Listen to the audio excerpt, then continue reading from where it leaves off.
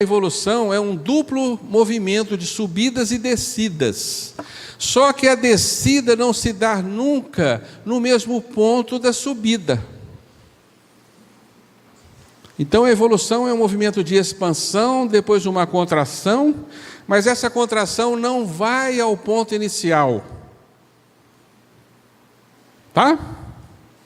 Depois de uma contração, uma nova expansão, que ultrapassa o limiar anterior, gerando um movimento que o balde se compara a alguém que sobe uma escada, que sobe 3 degraus, desce 2, sobe 3, desce 2, sobe 3, desce 2, há sempre um ganho de 1 degrau entre um ciclo e outro. Está claro? De forma que o resultado final é uma subida, feita intimamente de subidas e descidas, subidas e descidas, subidas e descidas. Certo? O balde vai expressar isso em fórmulas, que vão nos parecer complexas, né? Ele vai delinear isso em fórmula, mas não é importante vocês identificarem cada elemento dessa fórmula, porque nós vamos ficar um tanto quanto perdidos, porque o balde tem uma outra peculiaridade. Ele vai chamar de gama o intervalo entre esses dois pontos, como nós desenhamos aqui, ó. Gama para o balde é esse intervalo, beta é esse intervalo e alfa é este intervalo, não é o ponto, é o intervalo, tá? Isso nos faz com que a gente se atropece nas fórmulas de balde, né? Porque o balde fala assim, você sobe 3 degraus e desce 2, né? Tá certo? E você vai contar e parece que não confere. Olha, você sobe 3, aqui tem 1, 2, 3, 4. 1, 2, 3. Parece que está subindo 4 e descendo 3. E ele fala que sobe 3 e desce 2? Não, você sobe 3 intervalos e desce 2 intervalos. Está claro? Isso gera confusão quando a gente vai seguindo as fórmulas e acompanhando o que o balde nos fala, né? Ao subir 3 degraus e descer 2, você olha na fórmula e fala, não, está errado. Ele está se referindo aos intervalos. Está certo? Ficou claro isso? Então o balde nos desenha essa fórmula, esse é desenho de balde. A evolução é um movimento de zigue-zague na sua intimidade. É como se o balde colocasse uma lupa naquela linha da evolução e ao ampliá-la, ele detectasse que a linha não é contínua, a linha é um zigue-zague, de vai e vem, vai e vem, vai e vem. Assim é a evolução, né? Então ninguém viu a evolução como o balde a viu, né? Ele pôs uma lupa nesse movimento, nos ensinando a ver os seus detalhes, e nos seus detalhes ele é esse movimento de expansão e contração, que reflete os dois movimentos iniciais da substância, do ciclo da substância, está claro? Contração, expansão, né? Então a evolução é como uma bolinha de ping-pong que cai e depois o que ela vai fazer? Ela vai repicar o movimento, sobe, desce, sobe, desce, sobe, desce. Não é assim o movimento natural? Esse é o movimento da evolução. O potencial do espírito caiu na matéria e depois ele vai repicar. Subidas e descidas, subidas e descidas, subidas e descidas, até voltar ao ponto em que ele partiu. Certo? Chegamos ao segundo gráfico, em que as criações, na linha do tempo, admite agora um tempo anterior ao tempo zero. Porque aqui, ó, na confluência das duas coordenadas, evolução e tempo, temos o tempo zero. Então nós temos um tempo zero positivo, do zero ao positivo e do negativo ao zero. A coisa começa a complicar, né? Tempo positivo, tempo negativo, né? Começa a complicar um pouquinho, mas isso vai nos ajudar bastante, tá? De tal forma que a gente pode entender que a substância, ao condensar-se do espírito à matéria, ela gerou um tempo negativo.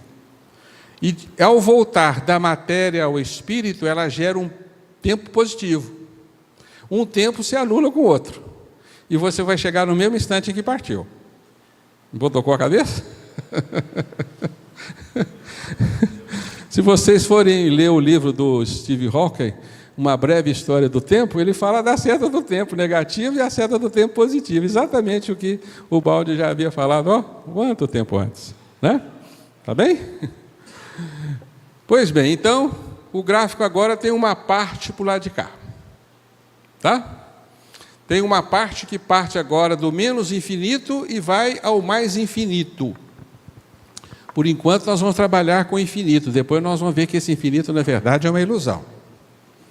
Mas, por enquanto, esse movimento parte do menos infinito, infinito negativo, ao infinito positivo. E, por enquanto, eu não sei o que é o infinito negativo e nem o que é o infinito positivo. Não importa, tá? Não se preocupem com isso, porque muitas coisas nós não temos ainda como compreender.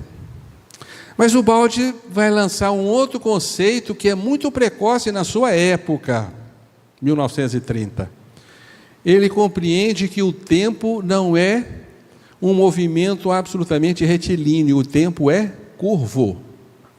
Aí nós ficamos malucos, né? Tempo curvo? Que história que é essa? Está lá em Einstein, né? Né? O tempo é curvo, é uma linha curva, se dobra. Ah, meu Deus, mas o que é isso? Como é que eu vou enxergar? Eu olho para o relógio, consigo ver um tempo curvo? O relógio é redondinho, mas e daí, né? O tempo é curvo. A nossa caminhada é curva, não é uma reta. Bem, eu não tenho como esclarecer isso para vocês, a não ser algum esforço, né? Lançar alguma ideia para vocês compreenderem que o tempo é curvo. A nossa caminhada não é reta, nós caminhamos por ciclo. Caminhar por ciclo pressupõe encurvar o tempo, né? A moda caminha retilineamente? Não, a moda sempre retoma o que já foi apresentado antes, numa outra escala, as coisas voltam, né? Não é assim? A história da humanidade nos mostra isso. O Renascimento retorna, né? A cultura grega, e vamos assim, né? Vamos refazendo, repassando por momentos que já passamos, tornando ir além, né? Então nós caminhamos em ciclos, tá?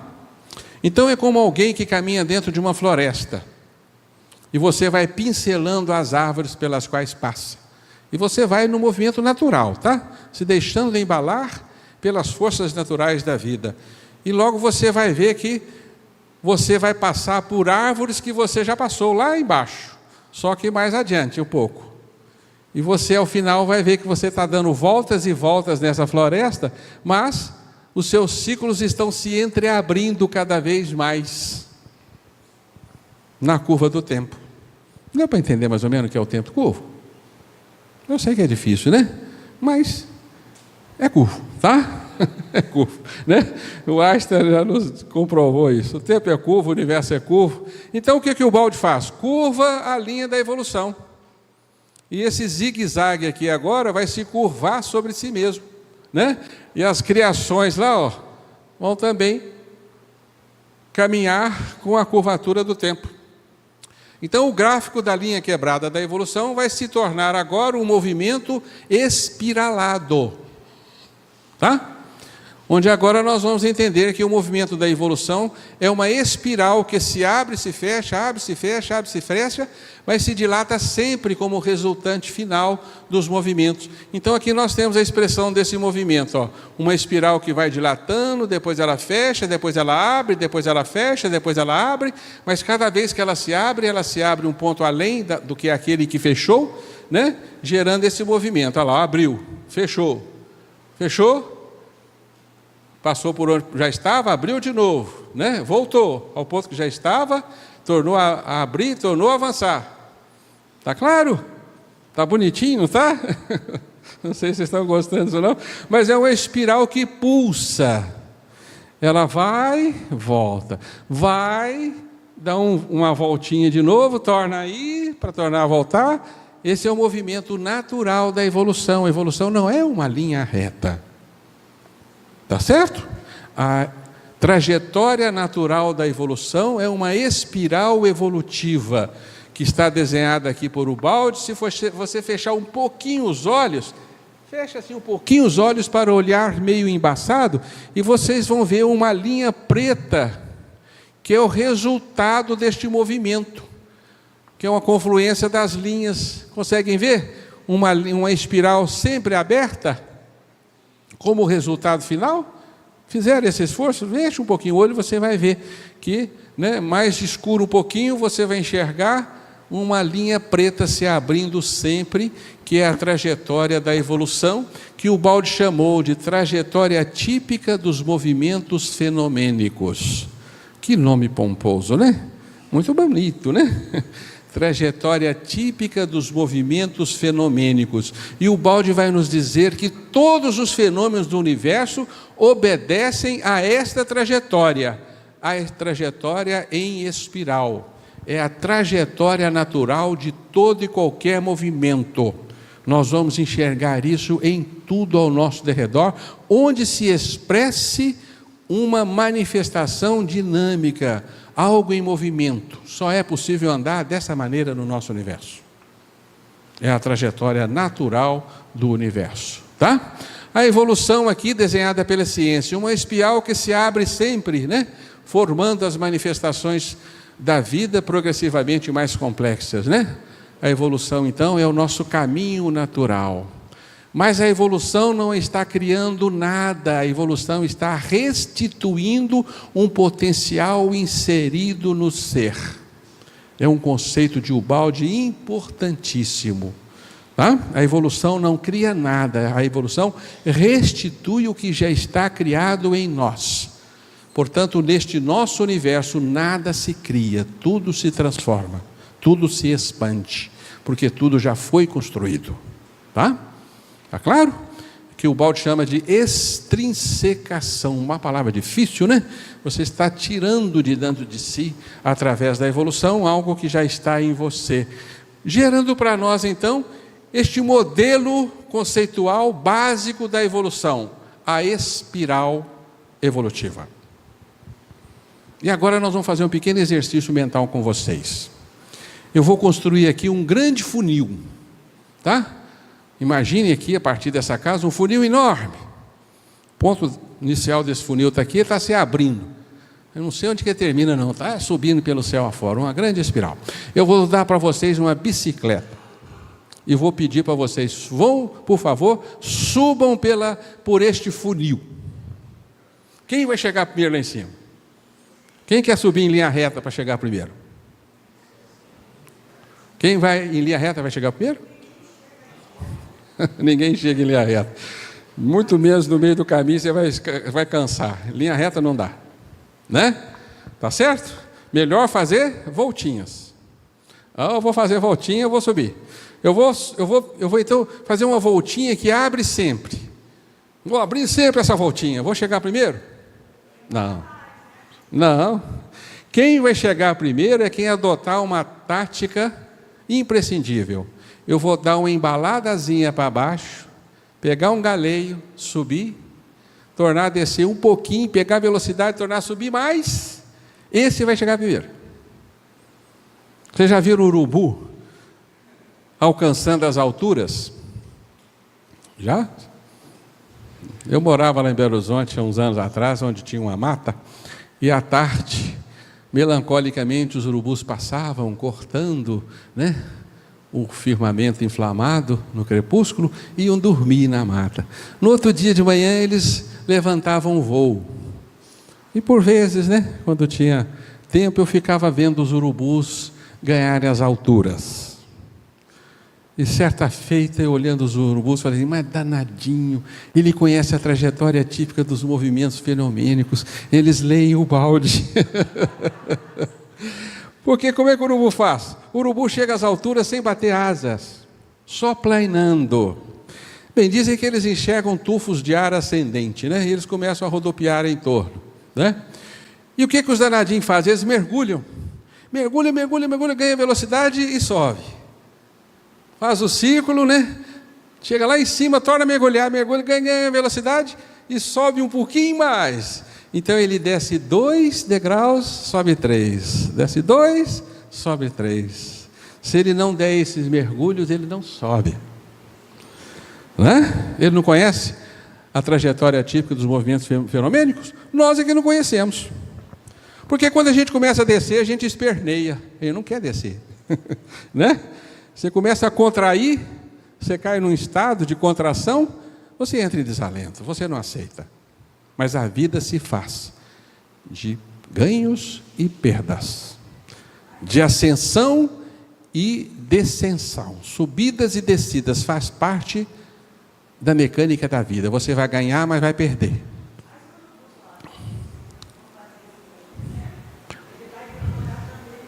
Não, é o movimento mais rápido. Não, ele é o movimento mais rápido, é esse. Porque se ele for bater asa, ele chega no meio, despenca, não aguenta. Né? Então ele vai fazendo esse movimento, descer, subir, descer, subir. Esse é o movimento natural. O ciclista sabe disso, vai subir um morro, ele vai fazendo, né, um zigue-zague, né? Porque do contrário ele não chega lá em cima. Então isso é da sabedoria da vida, é uma lei que determina esse ritmo para as nossas caminhadas. Então a gente expande na vida, chega no meio da vida em diante, você vai contrair, você vai começar a descer, você está ganhando forças para subir mais ainda, tá? Por isso a vida se faz de derrotas, de fracassos, de movimentos depressivos, para que o espírito ganhe potência evolutiva e suba mais. Então, pelo amor de Deus, já não vamos espernear quando a gente estiver na descida, não, porque Deus está nos preparando uma subida ainda maior. Está aí a morte para nos comprovar isso. Tá? Você vai morrer, seu corpo vai ser destruído, para que você ascenda mais, evolua mais. Certo? Então a vida se faz de pequenas descidas e subidas um pouco maiores. Pequenas descidas, subidas um pouco maiores. Assim é a evolução. Quer dizer então que esse movimento fantástico se expressa em todas as energias. Enche a pia de água e solta depois. O que vai acontecer? Você vai ver, né, a trajetória típica dos movimentos fenômenos. Agora você sabe como é que chama. Quando você estiver lavando vasilha, lembra disso. Aqui está o balde, aqui, ó. A evolução aqui, ó. Né? Que bacana, você vai aplaudir a água, né, rodopiando pelo ralo, né?